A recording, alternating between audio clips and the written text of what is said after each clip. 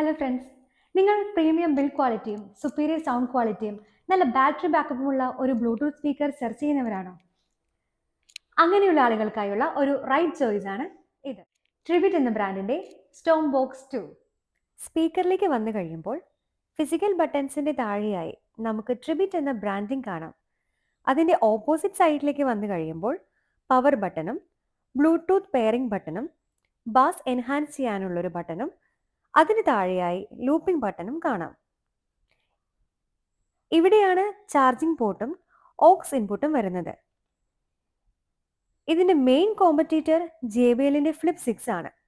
രണ്ടും കാണാൻ almost same size ആണ് വരുന്നതെങ്കിലും സ്റ്റോം ബോക്സ് 2 JBLനെ അപേക്ഷിച്ച് നമുക്ക് പകുതി വിലയ്ക്ക് സ്വന്തമാക്കാവുന്നതാണ്.